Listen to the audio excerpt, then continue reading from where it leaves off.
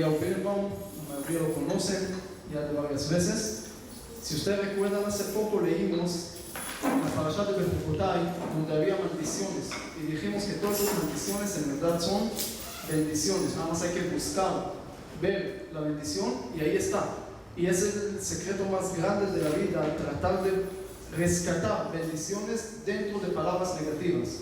Y uno de los ejemplos era que ahí dice que Dios va a dispersar a todo el pueblo de Israel en el mundo, va a poner cada uno en otro lugar del mundo. Es una maldición, aparentemente, pero en realidad se convirtió hoy en una bendición, porque en cada lugar donde vas hay judíos. Y es una bendición, ¿por qué? Porque gracias a esa maldición tenemos hoy la clase de la conferencia de los judíos en la India, porque hay judíos en la India. Y el rabino más de todo va a poder saber, decir que en cada lugar, en cada punto de este mundo hay judíos. Es una bendición que así donde vas puedes encontrar el judaísmo, puedes ver la parte buena del judaísmo. Y me imagino que cuando el rabino va a la India, ahí le dice la conferencia los judíos de Guatemala. Así que tiene que portarse bien para que tenga cuentos bonitos para la India. No puede creer que hay judíos en Guatemala. Sí, exactamente como ahorita están hablando sobre los judíos de la India, pasa igual con los judíos de Guatemala. Cada lugar hay judaísmo y cada uno es responsable de agarrar esa bandera y llevar ese judaísmo con orgullo y hacer, porque hay mucho trabajo aquí, que nosotros tenemos la responsabilidad de llevar el judaísmo, y para que todos afuera de la sinagoga, afuera de la comunidad van a decir, mira ese judío cómo está haciendo las cosas de la mejor manera, cómo es el judaísmo. Van a hablar bien del judaísmo porque van a ver los ejemplos vivos de nosotros. Nosotros somos responsables de eso, y cada uno en cada lugar tiene que saber eso. Muchas gracias por venir directamente de Israel. Del avión. Shalom a todos. No, si no me escuchan a mí, yo los escucho a ustedes, no hay problema. Gracias a Rabino Garmón por la invitación, por la introducción. Gracias a ustedes por estar acá. El único problema es que lo que dijo el Rabino Garmón, que en Guatemala hablo de la India, en la India hablo de Guatemala, no es una broma, es en serio. Es en serio. Pero de todos modos, sí, me pidió hoy el Rabino Garmón que presente un poco, posiblemente un tema un poco diferente. Y creo que lo vamos a hacer así, empezando con el tema de los judíos en la India, y después, si hay tiempo, puede ser otros lugares también. No me acuerdo si fue antes de la vez pasada que ya les conté que estuve en el norte de Irak, en Kurdistán también, pero la semana pasada en Gibraltar. Siempre hay lugares y comunidades interesantes. Una breve introducción. Como dijo el rabino Garmón, miren, el mundo judío es un mundo apasionante, sin duda. El mundo judío es apasionante. Voy a decir algo que no les va a gustar, no por el mundo judío, sino por el mundo no judío.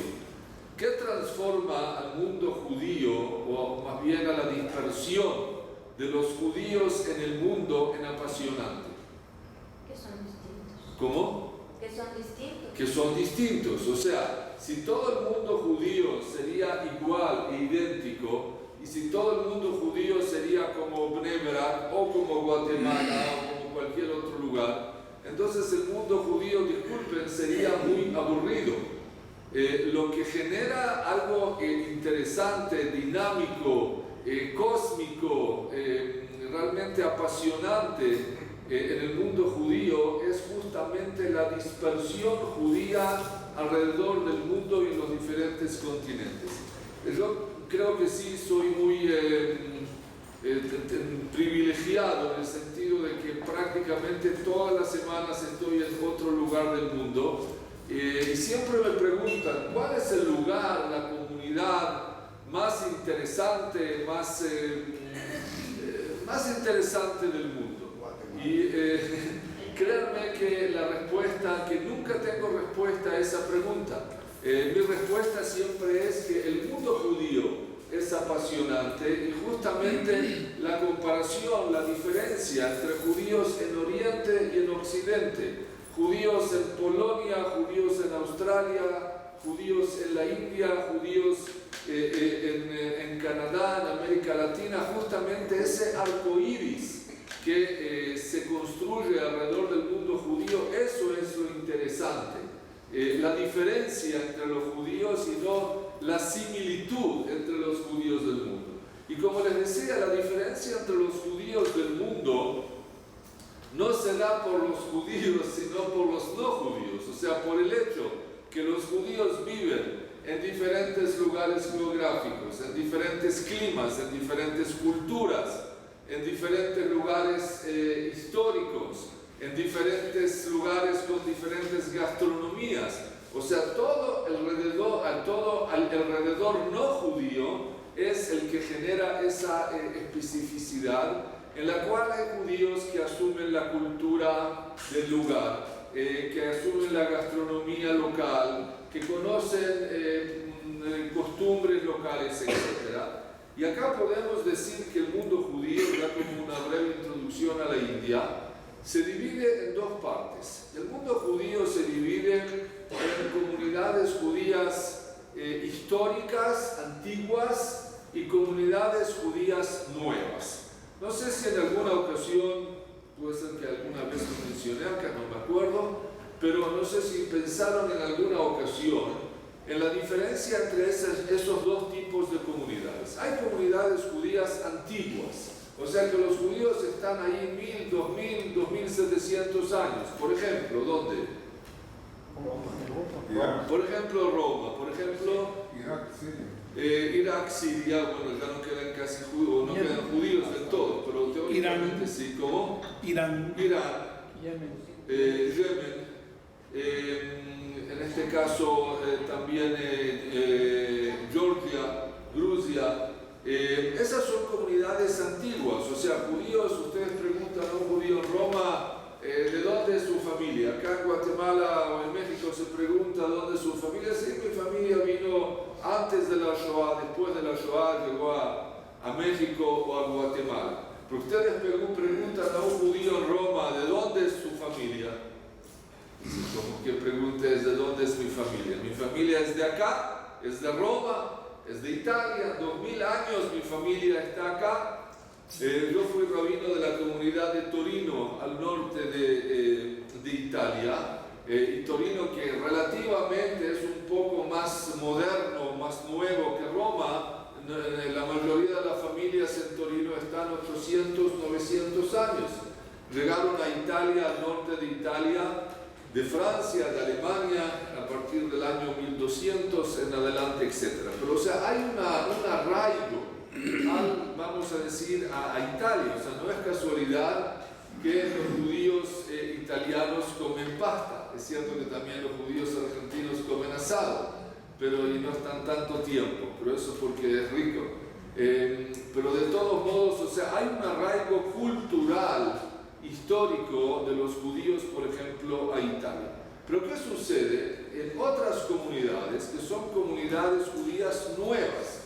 Por ejemplo, en todo nuestro sector en América Latina, las comunidades judías tienen en total, en general, 100 años. Los judíos sefaradíes llegaron a México hace 100 años, los ashkenazim hace 90, Argentina empezaron a llegar los judíos a fin del siglo XIX, prácticamente principio del siglo 1900, o sea, 100, 110 años. Y así sucesivamente, Uruguay, Argentina, Brasil, Chile, 100 años de judaísmo. Entonces, claro que en 100 años, si comparamos 100 años de América Latina, 2000 años de Italia, 2700 años de Georgia, ¿dicen Georgia? O sea, Georgia no es Estados Unidos, me refiero. Sí, el país, sí. El país, sí. Ahora, y ahí empiezan las diferentes preguntas, porque por ejemplo, los judíos en Estados Unidos, 200 años, no es que tienen una genética americana, puede ser que normalmente en algunos temas culturales, pero físicamente no. Pero los judíos del Yemen son como los yemenitas, los judíos de Georgia tienen el mismo, ¿eso se dice? Rasgos. Los mismos rasgos físicos que la gente local en Georgia. O sea, ustedes ven en Israel una persona de Georgia, enseguida saben que es de Georgia, no es ruso y no es de otro país, y así sucesivamente. Entonces, la influencia no es solamente gastronómica, no es solamente cultural, es también en los rasgos físicos de los judíos, porque creo que ustedes saben o están de acuerdo de que no tenemos una raza judía. La raza judía es parte de ciertos conceptos antisemitas que intentaron desarrollar, pero raza judía como tal no existe. Puede ser que hay rasgos judíos, pero normalmente no físicos. Puede ser que hay cierto DNA judío, que hay cierta mentalidad judía, pero no raza judía como tal, porque como estuvimos dispersos por todo el mundo, la raza, como ustedes pueden imaginarse, no fue una raza puramente judía, para decirlo así, a pesar de que no me gusta el término, sino que los judíos también son el resultado de todo tipo de situaciones, de accidentes, de telenovelas entre judíos y no judíos. Eso tampoco lo podemos ocultar. Y ese es el reflejo del pueblo judío. Por último, como introducción antes de entrar a la India, ese es el concepto del mundo judío, la riqueza del mundo judío. El segundo punto que es importante comprender antes de entrar a la India como panorama general es la dispersión judía y las emigraciones judías. Hay un concepto que quisiera corregir en este momento. Ustedes, primero, yo creo que hay muy pocos países en el mundo donde no hay judíos. Hay algunos, es cierto, algunos, especialmente en África, hay algunos países que no hay judíos, o sea, en general más hacia Oriente. En aquellos países donde no había comunidades judías, ahora hay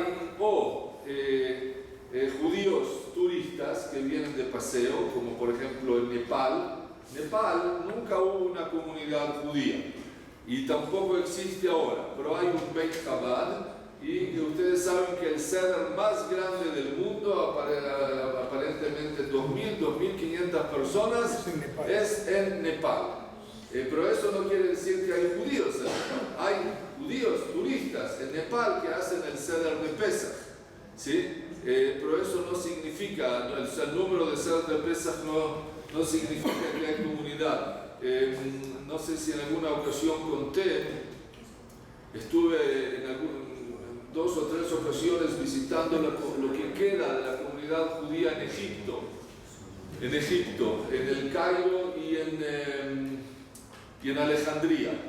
La última vez que estuve hace como 4 años, si no me equivoco. En Alejandría quedaban todavía 19 judíos, 5 hombres y 14 mujeres.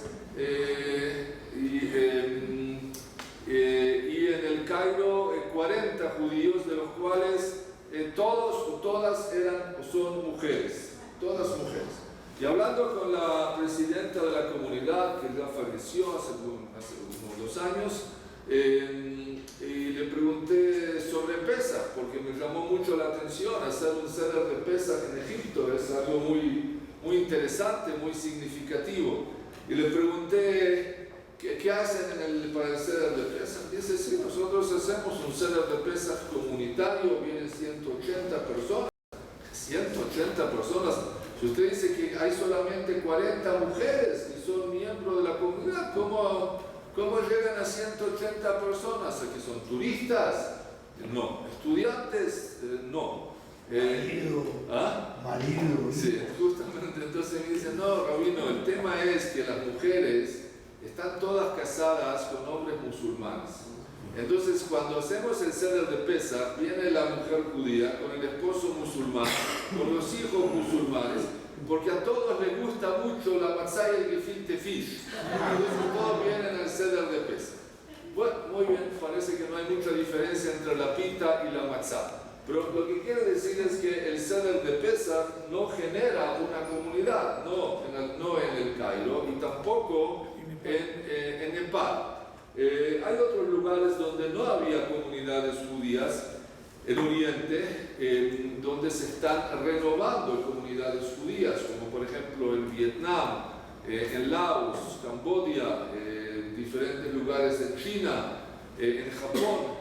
Estuve en Japón hace un mes y realmente es muy interesante porque prácticamente la gente dice no hay judíos en Japón. No, hay judíos en Japón, no hay judíos japoneses, pero hay judíos en Japón, porque nuevamente a partir del año 1860 empezaron a llegar muy pocos, pero sí hay judíos, hay muy pocos ahora, posiblemente hay máximo 1000 judíos en Japón, en Tokio y en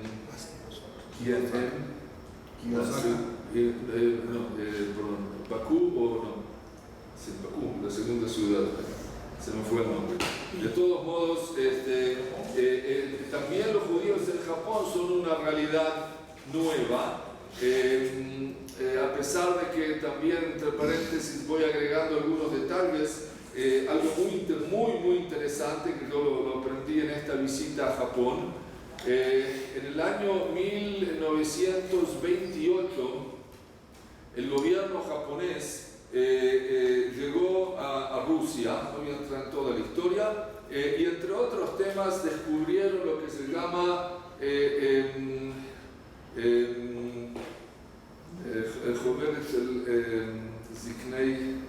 Ziknei Zion, ¿cómo es en español? Los protocolos. Ahí está, los protocolos de los sabios de Sion. O sea, conocen que fue un librito, un cuaderno que escribieron en realidad los rusos con motivos antisemitas sobre los judíos, en los cuales en esos protocolos se destaca el hecho de que los judíos controlan la economía del mundo. Eso es cierto.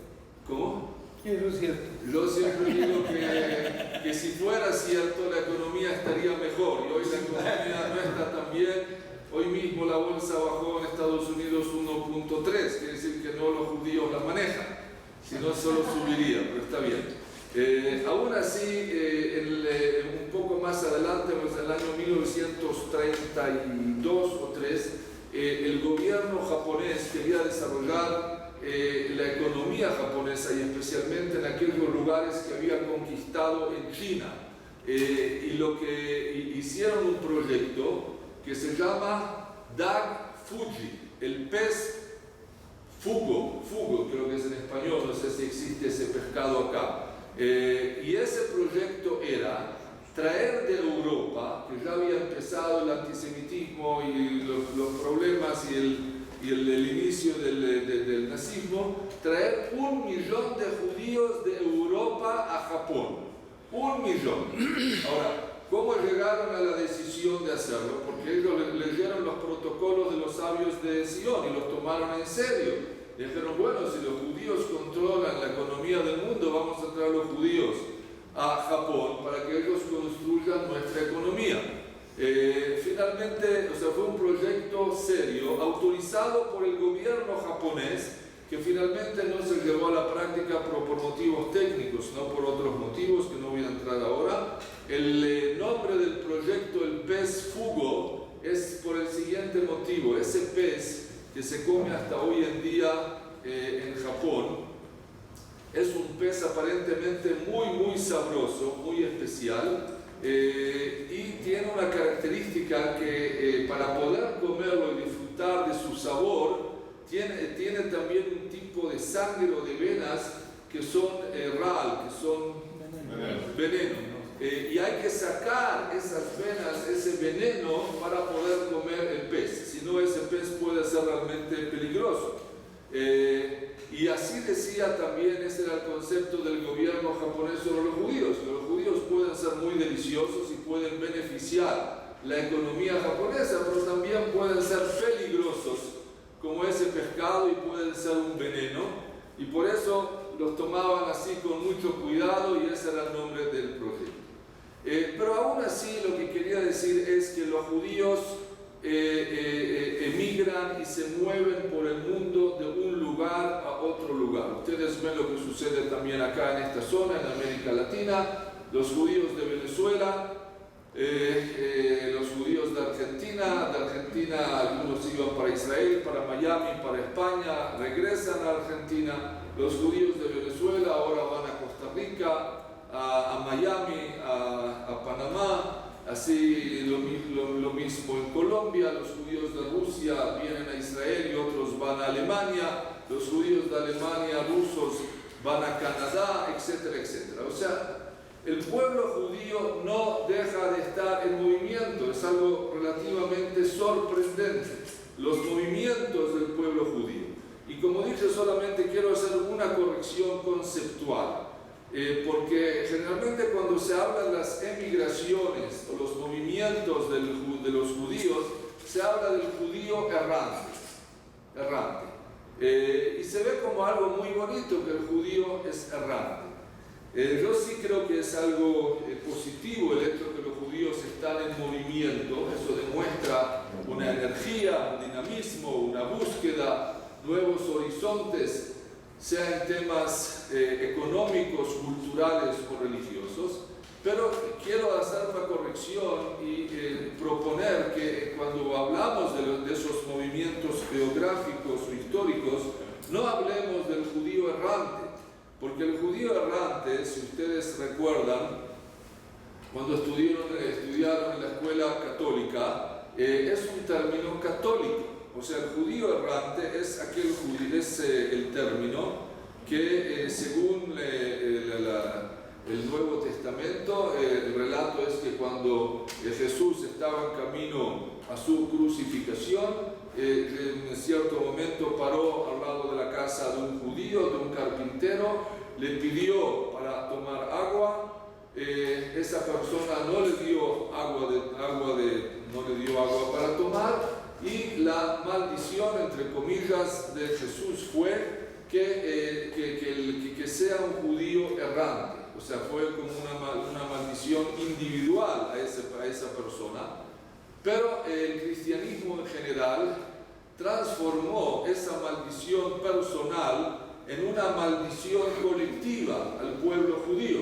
Y en diferentes ocasiones el cristianismo, especialmente la Iglesia Católica, dice: miren, los judíos son errantes, quiere decir de que no se establecen en un lugar fijo. Esa es parte de la maldición divina hacia el pueblo judío, según el concepto de Dios. Y por lo tanto, cuando se creó el Estado de Israel hace 68 años atrás, y el pueblo judío se estabilizó en su propio lugar, en su propia casa fija, eso fue también parte de un problema, vamos a decir, teológico dentro del mundo católico, que también generó los diferentes documentos que ustedes seguramente conocen, los Tratados 1 y 2, etcétera, etcétera.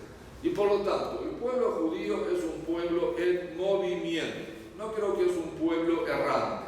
Ese no es un término judío. Estamos en movimiento, está bien, siempre es bueno estar en movimiento. Quiero hoy contarles de los movimientos de los judíos de la India. ¿Cuándo llegaron? ¿Quiénes son? Yo pensé que iba a hablar también de un tema un poquito diferente, pero me voy a concentrar en este tema, pero por eso tengo parte de una presentación y no toda la presentación porque está en otro programa. Los judíos de la India, breve introducción y después voy a entrar específicamente al tema de la tribu de Menashe en la India, que prácticamente son los judíos más antiguos de la India. En la India hay actualmente 1, 2, 3, 4, vamos a decir 5 grupos de judíos. Yo diría 4 y medio, ahora van a entender por qué. 4 y medio grupos de judíos, que son los siguientes. Primero, otra vez les doy los nombres. Número uno, tenemos los judíos que se llaman hasta hoy en día Benei Israel. Benei Israel, hijos de Israel. ¿Quiénes son los judíos Benei Israel? Que tienen también una fisionomía muy especial, muy como los hindúes, como los hindúes. Benei Israel son judíos que llegaron a la India, según la tradición de ellos, hace 2000 años, después de la destrucción del segundo templo. Después de la destrucción del segundo templo en el año 70, hace aproximadamente 2000 años, el relato, la tradición, la Agadá, la leyenda es que salieron judíos que se escaparon en un barco de la tierra de Israel. En cierto momento el barco llegó a costas de la India, el barco naufragó y solamente 7 parejas de ese barco, 7 parejas judías sobrevivieron, y de esas 7 parejas continuó la comunidad que se llama Benei Israel y que tiene 2000 años en la India. Esa comunidad tiene hoy en día sinagogas, etc. No voy a entrar en toda la historia de esa comunidad, pero como siempre fue muy discutido si son judíos, si no son judíos. En el año 1960, el rabinato de Israel los aprobó, vamos a decir, como judíos, y hay muchos de ellos en Israel. Nuevamente, tenía una película sobre ellos, pero no está funcionando acá. ¿Cuántos son? ¿Cómo? ¿Cuántos son? ¿Cuántos son? El Bnei Israel vive en la mayoría en la ciudad de Mumbai, aproximadamente 4.000. Hay en Mumbai hoy en día 6 sinagogas, 3 o 4 activas, muy poca gente, pero sí, no hay prácticamente ahora escuela judía. Ese es el primer grupo, Bnei Israel. El segundo grupo de judíos que llegó a la India en el año 1850 en adelante son los judíos iraquíes de Irak, que los llaman los judíos de Bagdad, los bagdadis, los judíos de Bagdad. Ellos son los judíos que llegaron en adelante.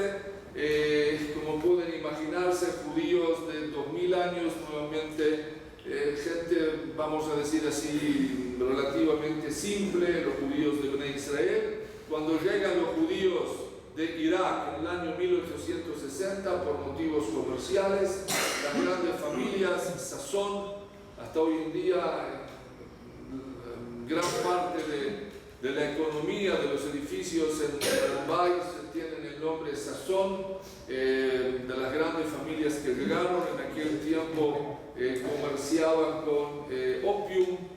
Opium es una palabra muy bonita, pero en realidad traducido al español simple y concreto es drogas, pero no sé por qué en aquel momento comercializaban con opium y estaba todo bien, y hoy en día como que ya está fuera. Realmente no es el motivo, porque cuando dice que trabajaban con opium, era opium, no era té y especies. No sé realmente explicar el por qué, pero como que no era un tema, no sé, de pena. Esos eran los judíos iraquíes, alto nivel económico, alto nivel intelectual. La mayoría de ellos se establecieron en la ciudad de Calcuta. Hasta hoy en día, ¿cómo? Calcuta. Calcuta, hasta hoy en día hay 2 sinagogas enormes, como para 2000 personas cada una, totalmente ya abandonadas, pero hermosas en su tiempo, que construyeron los judíos que llegaron de Irak en aquel momento a Calcuta. Ese es el segundo grupo. El tercer grupo de judíos en la India son los judíos de Cochin. Escucharon la ciudad de Cochin al sur de al sur de la India. Eso es nuevamente para toda una conferencia, pero no voy a entrar para dejar tiempo para este tema. Los judíos de Kuchín llegaron en dos partes. Una parte de los judíos de Kuchín eran lo que se llamaban los judíos negros, totalmente negros, así los llamaban, Shorim. Y ellos llegaron, hay quien dice que llegaron de Yemen, hay quien dice que eran de las tribus perdidas, hay quien dice que eran esclavos que se convirtieron. Tajles eran negros. Y después de la expulsión de España, ustedes saben que llegaron judíos también a la India, a la ciudad de Goa, a la costa de Goa y a la zona de Kuchín, que es una zona hermosa, de las más hermosas en la India. Las costas de Malabar, preciosos, en una zona hermosa, y llegaron judíos también ahí en el siglo XVI aproximadamente, que eran blancos.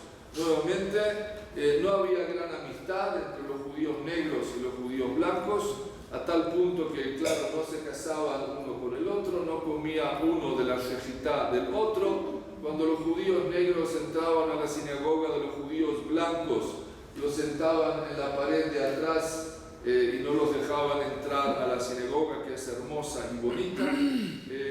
Lamentablemente, parte de la historia judía son esos conflictos internos también. Pero esos son los judíos de Kuchín, que se dividen entre negros y blancos. El cuarto grupo de los judíos de la India son los judíos de la tribu de Menashe, que voy a hablar específicamente ahora, que llegaron a la India así, voy a empezar enseguida, pero ese es el cuarto grupo. El quinto y último grupo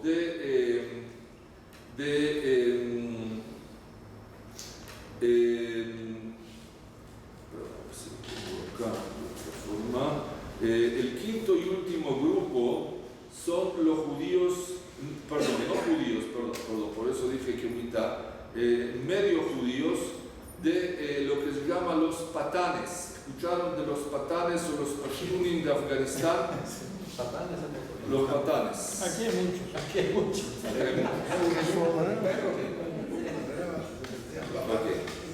Los patanes es un grupo. Los patanes es un grupo de una tribu relativamente muy grande, que en su gran mayoría vive en Afganistán, grandes guerreros, etc. Parte de algunos de ellos o parte de la tribu emigró en el siglo XVI a la India. Y los patanes son simplemente descendientes de judíos, o sea, ellos mismos lo alegan, que hasta el siglo VII eran judíos. En el siglo VII ellos eran parte del ejército de Muhammad, de Mahoma, y para sentirse más en casa se convirtieron a la religión musulmana. Pero hasta el siglo VII eran judíos y hasta hoy en día tienen ciertas costumbres, vamos a decir, judías, como hacer el Brit Milá durante el primer mes y no como los musulmanes hasta los 13 años, de no comer carne de camello, que los musulmanes sí comen, no comen carne con leche, muy poquitas cositas, pero sí hay ciertas costumbres y más que todo esa, podemos decir, identidad histórica, que son descendientes de judíos. Entonces, esa fue la introducción. Tenemos Bnei Israel, 2000 años en la India. Tenemos los judíos iraquíes, que hoy quedan muy pocos, 100, 200, que llegaron 1850 en adelante. Los judíos de Kuchín, blancos y negros, la tribu de Menashe, que voy a explicar ahora, y los patanes, que no son judíos, pero tienen su raíz o su gota dentro del judaísmo. Quiero ahora, Carlos Manos. ¿Ah? Depende de la gente, ¿cómo quiero todo? No, pero la cena de carne, ¿a qué hora va a ser? 10 Me dijiste que hay cena ahora después de... Eso, 3 de la mañana. Está bien. Ahí tienen, entonces, o sea, tengo que seguir para que des tiempo de preparar la cena de carne. O sea, la parte láctea es solamente el aperitivo. Bien, quiero contarles este tema porque creo que es es el menos conocido y es el tema que hoy en día podemos decir está muy de moda en Israel, ya que hay más de 3.000 personas de la tribu de Menashe que viven en Israel. La tribu de Menashe, como ustedes saben, antes de la destrucción del primer templo de Jerusalén, aproximadamente 150 años antes de la destrucción del primer templo de Jerusalén, Nebuchadnezzar, en español, Nabucodonosor. ¿cómo? Nabucodonosor, sacó al exilio, vamos a decir, 10 de las 12 tribus que vivían en Israel. Ustedes recuerdan que tenemos 12 tribus en el pueblo de Israel, cada tribu tenía su territorio, etcétera, etcétera, y vivían en Israel. Y como parte del gobierno de Nebuchadnezzar, él sacó a 10 de las 12 tribus al exilio, quedaron solamente 2 tribus, que esas 2 tribus salieron de Israel después de la destrucción del primer templo. La tribu de Menashe salió, por lo tanto, de Israel, estamos hablando del año 786 antes de la era común. 786 antes de la era común, ese fue el año de la expulsión de las 10 tribus, o sea, estamos hablando 2800, ¿verdad? 2800 años atrás. Las tribus salieron de Israel por lo que se llamaba el camino de la seda. No lo tenemos acá. El camino de la seda era uno de los caminos comerciales de las autopistas entre Medio Oriente y Oriente. O sea, entre el lugar entre Israel y China prácticamente. Ese era el camino de la seda. Y ese fue el camino por el cual sin duda salieron las tribus perdidas. Por eso cuando a veces diferentes grupos acá en América Latina, en Perú, o a veces hasta en África, dicen ser descendientes de las tribus perdidas, geográficamente no es lógico. Siempre puede haber alguna explicación, pero generalmente no es así. La tribu de Menashe llegó a la China, no a la India, llegó a la China después de la expulsión de Israel. Ese era el final del camino de la seda. Imagínense que acá está Israel y acá está la China. ¿Y en qué año más o menos llegaron a China? Aproximadamente, estamos hablando unos 50 años después, pero ese era el camino. Bueno, enseguida van a ver que estuvieron en la China hasta el siglo X. En el siglo X, el emperador de China expulsó a la tribu de Menashe de China y llegaron a la India.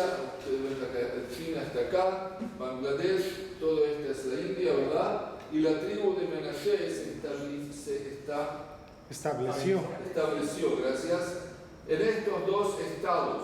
Toda la India tiene, no recuerdo cuántos estados, pero acá hay 2 estados que son Mizoram y Manipur.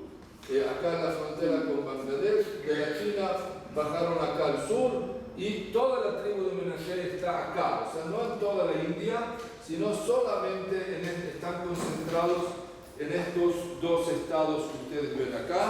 Acá hay otro mapa que nuevamente ven arriba de la China, y Manipur y Mizoram, estos 2 estados, acá está la tribu de Menashe. El hecho que la tribu de Menashe estuvo, es una zona muy bonita, el hecho que la tribu de Menashe estuvo en China hasta el siglo X, nuevamente lo pueden ver en los rasgos físicos de niños y adultos. O sea, los rasgos estos no son rasgos de hindúes, sino rasgos de Tibet, de China, inclusive las mujeres. Esta es una abuela y su nieta que hoy en día ya viven en Israel, pero los rasgos son totalmente diferentes, a diferencia, por ejemplo, de estas caras, que estas son las caras típicas hindúes, ¿verdad? De mujeres, y si tengo acá de hombres. Pero entre esta cara y estas caras ven que hay una gran diferencia y nuevamente eso demuestra que no hay raza judía en este caso.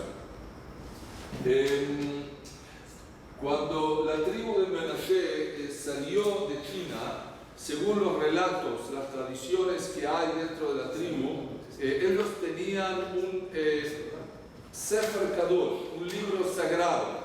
Y ese libro sagrado, según los relatos de la tribu, el emperador, o como dice el relato de ellos, disculpen, el perro chino se quedó con nuestro Sefer Kadosh, con nuestro libro sagrado. Hoy en día la tribu de Menashe tiene Sifrei Torah, van a ver ahora nuevos, modernos, pero antiguamente, no en los últimos, vamos a decir, 1000 años, la tribu de Menashe no tuvo libros escritos en hebreo o en otro idioma. Nuevamente, a diferencia, por ejemplo, de los judíos de Etiopía. Los judíos de Etiopía durante todos los años no tenían Sefer Torah como el nuestro, para decir así, pero tenían un Sefer Torah en el idioma llamado Gez, que es el idioma que saben los inteligentes, intelectuales en Etiopía, sean cristianos o judíos. El idioma normal en Etiopía es el idioma normal es ¿cómo fue la palabra? Etíope. No. Disculpen. Amari, gracias. El idioma oficial es el idioma Amari. Ese es el idioma de la India. Es el que hablan y leen todos, pero hay como un idioma superior que es el idioma Gez. Los etíopes tenían libros de Torah escritos a manos, no en rollos, sino como tipo cuadernos, en el idioma Gez, que solamente los Kohanim de ellos, los rabinos, los Keisim, como ellos los llaman, saben leer esos libros. Y por lo tanto lo que sucedió fue que todo en la tribu de Menashe, todas las tradiciones pasaron oralmente. Y acá quiero responder a la pregunta, a ver si llegamos acá primero, después regreso. Claro, la pregunta del millón es que todos preguntan o quieren saber cómo sabemos, perdón, todo. La pregunta siempre es cómo sabemos que la tribu de Menashe, primero, son judíos o eran parte del pueblo de Israel, y segundo, cómo sabemos inclusive que son o eran la tribu de Menashe. Estoy buscando acá la foto de un anciano, pero por algún motivo no lo encuentro.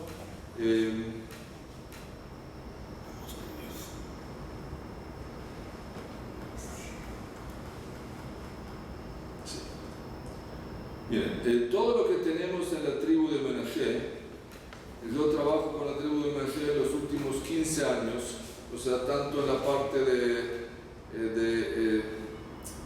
investigación como en la parte también de centros de estudio. Y estaba la foto y porque se me chocó.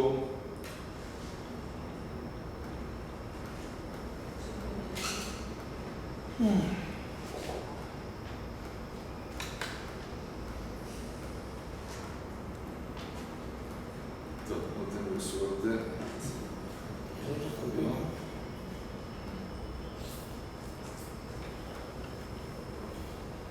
Que no se escape.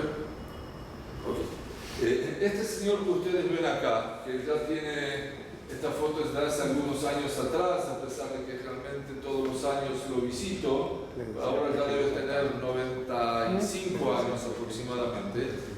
Todo lo que sabemos sobre la tribu de Menashe lo sabemos de relatos y de testimonios personales o familiares. O sea, la tribu de Menashe no tiene historia escrita.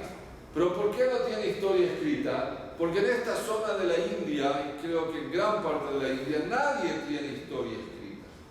Y toda la historia pasa como debería pasar la historia, oralmente, de padre a hijo, de abuelo a nieto. Esa es la historia verdadera, no la historia que nos inventan en los libros de historia que también son relativamente subjetivos. Y yo en los 15 últimos años, o sea, desde que tenía 2 años, ¿no? Entonces siempre estoy intentando recibir más y más información de los ancianos que próximamente van a desaparecer. Los ancianos se dividen en 2 partes, en personas que tienen edad, 80, 90 años o más, y en personas que tienen esa edad y que son descendientes de Kohanim. No se olviden que cuando los judíos vivían en Israel, en cada tierra, los Kohanim no tenían su propia tierra, ¿se acuerdan, verdad? Sino que los Kohanim vivían cada uno en la tierra de una de las tribus, y ellos eran los maestros, los rabinos, los psicólogos, etcétera, etcétera. Y por lo tanto, cuando las 10 tribus salieron de Israel o fueron exiliadas de Israel, también los Kohanim que estaban en cada una de las tribus, también ellos fueron exiliados de Israel con la tribu. Y por lo tanto los Kohanim de la tribu de Menashe salieron al exilio a la China y luego a la India conjuntamente con la tribu de Menashe. Les voy a resumir, sí. ¿Y en qué idioma hablan? O sea, Hoy. O sea, ellos hablan en Mizoram, el idioma es Mizo, y en Manipur el idioma se llama Kuki. En la India hay más de 130 idiomas y dialectos, pero como prácticamente toda la India estuvo gobernada hasta hace algún tiempo por los británicos, entonces no todos, pero hay muchos que hablan inglés. O sea, en Mumbai ni que hablar, pero aún en estas zonas que son zonas rurales, parte de la educación todavía es educación muy británica. Les voy a resumir lo que este señor, por ejemplo, nos contó en las diferentes ocasiones. Voy a tratar de ser bien breve de los siguientes temas. Hasta el año 1880, la tribu de Menashe vivió en Mizoram y Manipur como judíos. ¿Qué quiere decir como judíos? Cuidaban Shabbat, cuidaban Pesach, Shavuot y Sukkot, Rosh Hashanah y Kippur, ayunaban en Kippur, comían animales puros, hacían Shechitá, hacían Brit Milá el 8º día. Brit Milá el 8º día, debemos recordar que esas cosas no existen en la India. No en los hindúes, sino en la India. Cuidaban de temas de la pureza familiar, siempre en forma diferente, porque estamos hablando de 2800 años atrás. O sea, ellos hacían lo que hacían en la época del templo, no al estilo, vamos a decir, nuestro, moderno, hoy en día. Pero sí respetaban todo. No solamente que respetaban las mitzvot que mencioné, sino que hasta el año 1932, hace poquito, la tribu de Menashe todavía hacía o presentaba korbanot, ofrendas animales, el mismo estilo de ofrendas que había en la época del templo, lo seguían haciendo en la India. Yo mismo vi, y siempre, cada vez pido, a hijos o más bien nietos inclusive de Kohanim, que ellos hagan la ceremonia de ofrenda. Hoy ya no lo hacen, pero en diferentes ocasiones ellos se visten con las vestimentas blancas que el abuelo Cohen utilizaba, traen un pollo, muestran cómo hacían el sacrificio, y es algo que nuevamente no es común sobre el territorio de la India.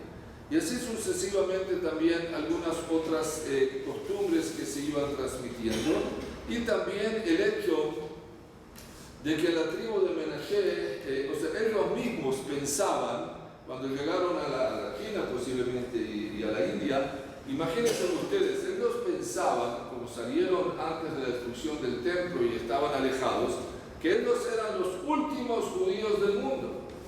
No hay más judíos en el mundo. O sea, somos los últimos judíos del mundo. ¿Cuándo cambió esa situación? Cuando a partir del año 1880 o 90, no me acuerdo exacto ahora el año, empezaron, los británicos gobernaban la India y empezaron a llegar misioneros cristianos, evangelistas, empezaron a llegar al territorio de la India para evangelizar a las personas en la India. ¿Cuál era el criterio de estos evangelizadores, o como lo llaman acá? Ellos hicieron un research y dijeron, vamos a empezar no por los hindúes, sino vamos a empezar por los judíos. O sea, ellos mismos, lo tenemos escrito en los diarios de ellos en la Universidad de Oxford hasta hoy en día, que ellos sabían que hay descendientes judíos en estos lugares de la India. Y ellos dijeron, mucho mejor empezar a convertir a los judíos que creen en un Dios y saben relatos bíblicos que a los hindúes que tienen 27 dioses y no conocen la Biblia. Y cuando llegaron los cristianos a la India, lo que pensaban los judíos pensaron que vienen otros judíos a salvarlos, porque la tradición de la tribu de Menashe decía, Ah, Agadol, Yehudá y Abol Atzilota. Nuestro hermano mayor, nuestro hermano primogénito Yehudá, no primogénito, mayor, Yehudá, él va a venir a salvarnos. Cuando llegaron los cristianos, que hablaban sobre un solo Dios y sobre la Biblia y trajeron seguramente regalos, etc., los judíos de la tribu de Menashe estaban seguros que los que llegaron eran los hermanos para salvarlos y fueron en realidad convertidos no a la fuerza, pero lo llamo por engaño, porque pensaron que era como parte del judaísmo también. Hasta el año, vamos a decir, 1950, los judíos de la tribu de Menashe vivieron ese periodo dentro del cristianismo. En el año 1950, no voy a entrar en todo el relato, pero uno de los miembros de la tribu de Menashe recibió un sueño, una visión que le hizo recordar que son parte del pueblo judío y empezaron a regresar al judaísmo. La mayoría de la tribu de Menashe son hoy en día cristianos. Biológicamente consideramos que en Mizoram y Manipur hay descendientes, miren la diferencia, biológicos, aproximadamente 1,5 millones de personas.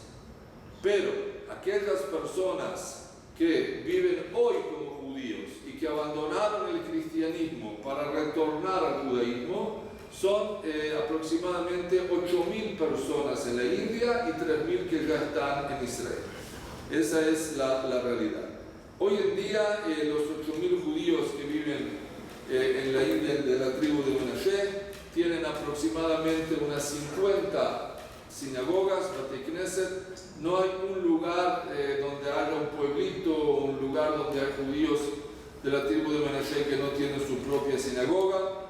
Este es uno de los Hazanim de la tribu, este es un Sefer Torah, en este caso de papel, pero sí lo utilizan. No sé si es película. Sí, película, pero no lo puedo abrir. De todos modos, ellos en algunos lugares hay Sifrei Torah normales. En todas las sinagogas hay minyanim en Shabbat, en algunas también durante la semana. Muchos miembros de la tribu de Menashe hasta hoy en día trabajan en la agricultura y salen temprano a trabajar. Tienen campos de arroz generalmente, que es la comida que se come 3 veces al día, en general en la India y también en esta zona. Otros trabajan en el gobierno, hay maestros, hay profesores y así sucesivamente. Los rabinos que ustedes ven acá, el rabino Boarón a la izquierda y el rabino Amram Haddad a la derecha, fueron enviados conjuntamente con nosotros en el año 2005 por el gran rabino de Israel, el rabino Amar, para verificar los orígenes judíos de la tribu de Menashe. Nosotros preparamos todo un trabajo, pero pedimos al gran rabino también aprobar, vamos a decir, nuestras conclusiones y envió a estos dos dayanim y ellos también, vamos a decir, autorizaron o confirmaron que este grupo son descendientes de la tribu de Menashe. Hoy en día los niños ya saben leer hebreo en la India y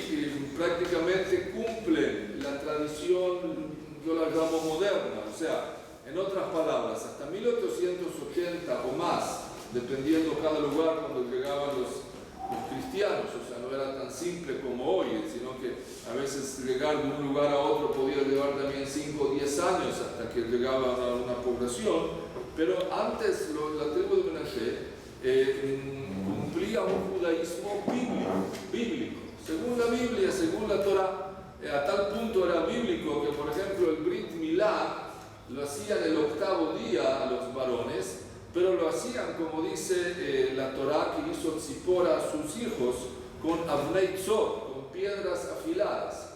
En cierto momento dejaron de hacer el Brit Milá, hasta hoy en día no he logrado recibir respuesta de nadie por qué, y en lugar del Brit Milá hacían el 8º día lo que se llama Milat HaOzen, la circuncisión de la oreja.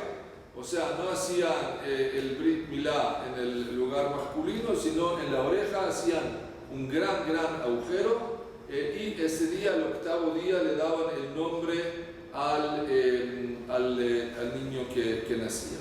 Y bueno, nuevamente hoy en día ya es todo normal, tienen talitot y tfilín y cumplen mitzvot en forma totalmente normal. Lo único que no es normal es de que continúan el rito sefaradí y no ashkenazí. Eso es lo normal. Ah, es lo normal, perdón, es lo normal. Vale. Está bien. Bastante bíblico. Sí. Eso es lo normal. Esta es la mikve que construimos. En cierto momento, después que los Dayanim también aprobaron que son descendientes de la tribu de Menashe, recibimos el permiso del Rabinato de Israel de hacer conversiones en la India, porque después de 2800 años, a pesar de que son descendientes, pero pasó mucho tiempo y hay que sí hacer una conversión. Construimos 2 mikvaot, como ustedes ven acá aparece oscura, pero es muy bonita, y se hicieron conversiones allá. Después el gobierno de la India nos quería meter en la cárcel porque dijo que estamos haciendo actividad misionera y entramos con visa de turista, y bueno, no pudimos seguir el trabajo allá, sino que tuvimos que traernos a Israel. Este es los Dayanim, los rabinos que viajamos a convertir a la tribu de Menashe en la India, pero nuevamente hicimos parte del trabajo hasta que tuvimos que salir del país. ¿Y el Brit Milá? ¿Cómo? Brit Milá siguen haciendo hasta hoy en día. El que no hace Brit Milá hoy no puede ser miembro de una de las 50 comunidades de la tribu de Menashe. Es una de las condiciones. Hoy en día, como dije, tenemos ya muchos en Israel, viven vida religiosa, van al ejército, estudian, trabajan. Como siempre, es un proceso de adaptación, nada es fácil en el mundo judío, pero sí creo que es un proceso interesante. Y bien, seguimos trabajando con ellos allá también. Si Dios quiere, después de Rosh Hashanah y Kippur, va a llegar otro grupo de unas 300 personas a Israel. Preguntas. ¿Quién quiere viajar a la India? Rabino Garmón está organizando un grupo. ¿A cuál India? ¿A los indios de Atitlán o a la India? A la India de verdad. Cada uno tiene sus propios indios, ese es el tema. Muy bien, quería de todos modos llevarnos un poquito a un lugar más desconocido dentro del mundo judío. Para finalizar, miren, hay una pregunta, yo creo que es fundamental, que no la voy a analizar ahora por el tiempo, pero solo la pregunta es una muy breve respuesta. ¿Qué es el pueblo judío? ¿Qué es Am Israel, verdad? Hay quien piensa que Am Israel es los judíos de Guatemala, de Jerusalén, de Polonia, de Toronto. Eso es Am Israel, el pueblo judío. En la realidad, hoy en día, el pueblo judío tiene diferentes magalim, diferentes círculos. Y dentro de esos círculos están los judíos, vamos a decir, para decir así, clásicos, comunitarios, Están los judíos que son los judíos más alejados del judaísmo, que vienen una vez al año en Kippur y no vienen a todas las conferencias o a todos los Shabbatot. Hay judíos que no solamente que no vienen en Yom Kippur, no vienen aún en Yom Kippur. Eso es lo que se llama en Estados Unidos los judíos que son non-affiliated, no pertenecen, no son miembros de comunidades, etcétera, etcétera. Hay otros judíos que son judíos también asimilados, no solamente por casamientos mixtos, sino por cultura, ya perdieron su identidad judía. O sea, diferentes círculos. Pero también uno de esos círculos es, por ejemplo, la tribu de Menashe. O sea, judíos que eran antiguamente parte del pueblo judío, porque eso normalmente ahora les conté muy brevemente, pero lo podemos demostrar históricamente, religiosamente, que estas personas, o más bien sus antepasados, eran parte del pueblo judío y ellos quieren seguir siendo o retornaron a ser. Entonces, ¿qué es el pueblo judío? El pueblo judío es Guatemala y Toronto, o también la tribu de Menashe y otros grupos que hoy están retornando al pueblo de Israel, como los judíos descendientes de Caifén en la China, judíos de Amazonas en Brasil, judíos en Polonia que están descubriendo que son descendientes de sobrevivientes de la Shoah que les ocultaron, judíos anusim, bnei anusim, marranos, o descendientes de esas personas que quieren retomar su identidad. O sea, hay diferentes grupos que no estamos hablando de 100 o 200 personas, estamos hablando de números importantes que también están como alrededor del pueblo judío. Y de alguna forma la pregunta que la dejo solamente ahora abierta para otra ocasión es: ¿qué es el pueblo judío? O sea, miren que no, la pregunta que dice ahora no es ¿quién es judío? Esa es otra pregunta. La pregunta no es mi Yehudi, sino Mau Ama Yehudi. No quién es judío, sino qué es el pueblo judío. No es obligatoriamente la misma respuesta a las dos preguntas. Pero por la hora, yo viajé 18 horas y estoy despierto y ustedes están acá, están cansados. Y para demostrar que los rabinos somos piadosos igual que los curas, me despido. Shalom, buenas noches.